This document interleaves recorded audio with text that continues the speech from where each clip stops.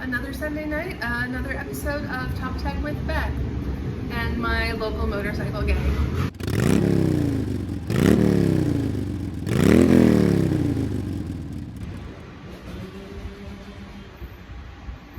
So that's my local motorcycle gang. Anyway, so this video is part 2. If you didn't watch part 1, go check that out first. Link is here. So anyway, thanks for coming by for part 2 of how I went about solving LeetCode's medium difficulty problem number 75, sort colors. I'll put the link either here or below, maybe both. So first thing we're going to do, and if you recall the last problem we ended up solving it, we used 2 for loops that were nested. So the first thing we're going to do is we're going to turn our original solution into a for loop nested inside of a while loop, and I'll kind of explain that at near close to the end of the video, well, throughout. And then together we're going to step through the logic that I used to know how to solve this problem in the first place.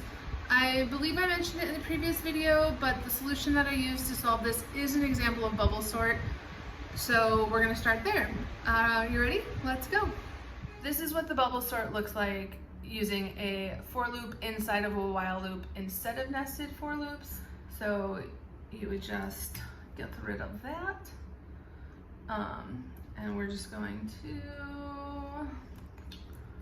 first, I'm just gonna type it in, I'll talk about it. So first we're going to let sorted equal false. We're setting this because for a while loop, since a while statement creates a loop that executes a specified statement, as long as the provided test condition is true, then we determine that test condition. So I started by letting sorted equal false. From there, we start our while loop. So we'll say while sorted, and then we will do this, and we will put our for loop inside of it. So we'll just get rid of that one. There we go. Okay. Cool. So I've declared my variable, let sorted, or my test condition, sorted equals false. So the test condition that you put into sorted has to be something that is true, something that evaluates to true. And since sorted equals false is not true, then you say, well, not sorted, which is true, we're gonna hit our loops. So first thing we do in here is we immediately set sorted equal true. What? Why doesn't that break us out of the loop? It doesn't break us out of the loop because the way that while loops work is it runs all of your code, and then at the top it goes, oh hey, have we met this true condition yet?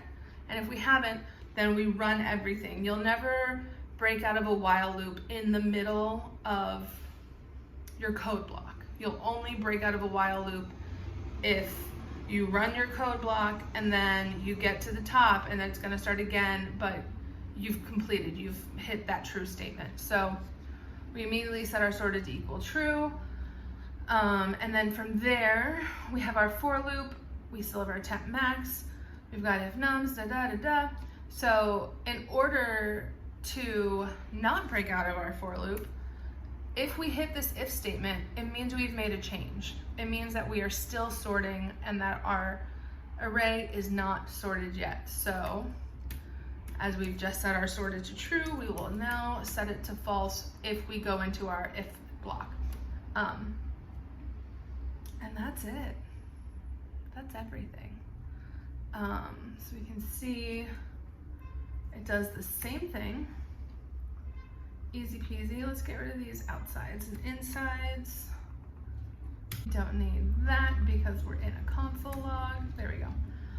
Is a for loop nested in a while loop better than nested for loops? Totally. We'll break out of the loop as soon as we do a full loop without moving into the if statement. If we're using nested for loops, then we'll be running loops until we hit the number of indices in our original array.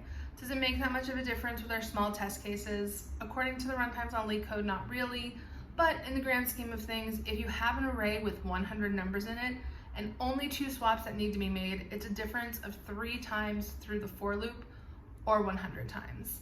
I'm going to show you a little bit of how I've logicked through these really fast. We've got our sample array, that's our loop 1. So we start, and we're starting at I of 0 is 1 greater than 2.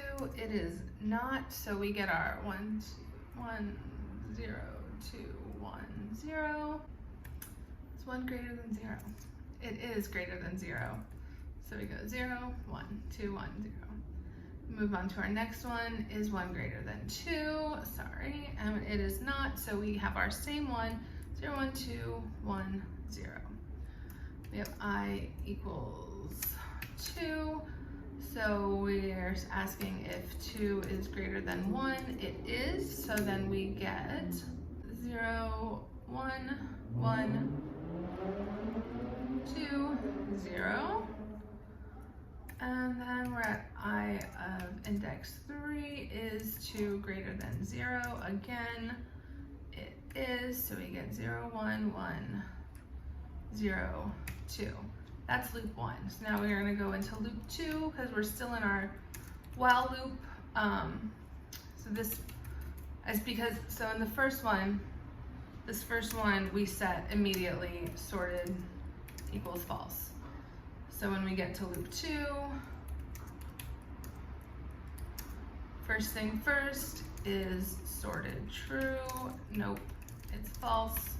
All right, so now our nums equal our previous one. So we're at 0, 1, 1, 0, 2.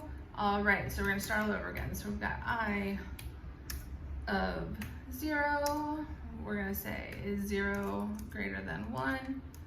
It's not.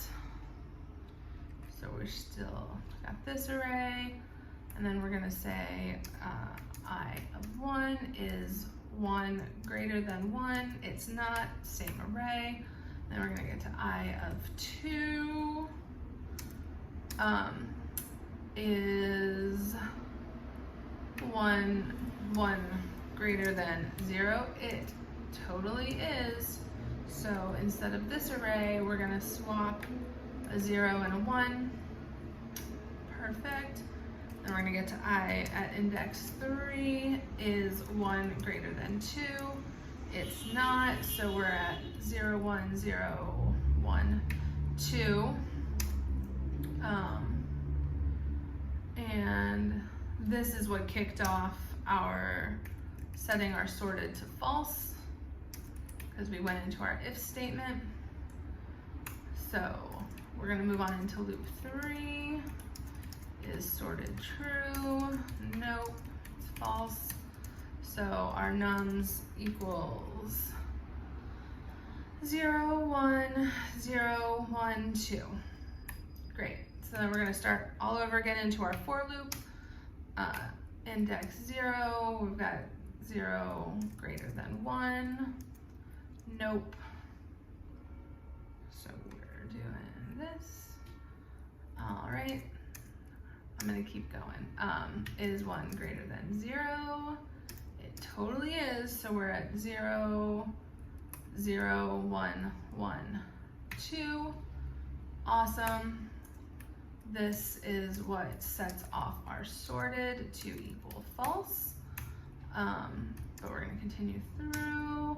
I have 2. Now we have 1 is greater than 1. It's not. So we have the same, and then I of 3 is 2 greater than 1. It's not, so we're here. So now we're gonna go to the top. We're moving into loop 4. First things first is sorted true. Nope, it's false.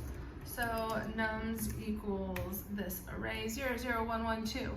Which we can see is sorted, but the computer doesn't know that yet.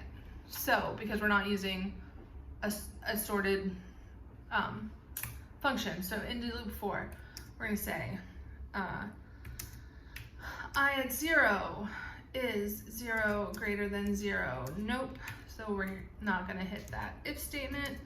I of 1 is 0 greater than 1. Nope. There we go. I of 2 is 1 greater than 1. It is not. And then index 3 is 1 greater than 2. Also no. So we end this because we told sorted to equal true at the beginning, and we never went into our if statement, sorted equals true. So at the top of loop 5 is sorted true. Yes, it is. So we'll break our while statement and then hit our return, or in this case, console log. And that's it. I usually don't step through this much, but this is a lot of how I've been working through some of these problems, especially if it's moving things around. I will kind of come down and give myself an example and be like, okay, this is what it's doing, and make sure that it's sorting right. You could also basically see what I just did in a console log situation. So this is just to show you how you can see that walkthrough that I just did by using console logs. So it's the exact same thing. This is our first loop. We see our movement. We see more movement.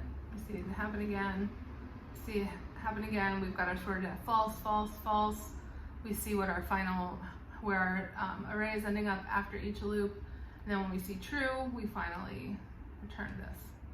And that's it. Is the for loop nested in a while loop better than nested for loops? Yes. Why? It's because we'll break out of the while loop as soon as we do a full for loop without moving into the if statement. If we are using nested for loops, then we'll be running loops until we hit the number of indices in our original array. Does it make much of a difference on these small test cases that we've got? According to the runtimes on LeetCode, no, not really. But in the grand scheme of things, if you have an array with 100 numbers in it and only 2 swaps that need to be made, it's a difference of 3 times through the for loop versus 100 times. So yes, it can make a difference, and that is why the while loops was the most popular one that I could find on the internet after I solved this. So thanks for joining me on this algorithm practice. If you're like what I'm doing, don't forget to like and subscribe. I'll probably be doing more of these. It's been really helpful for me to be able to explain it, and it will continue to be helpful in technical interviews. And yeah, thanks for joining me. Like and subscribe. See you next time. Bye.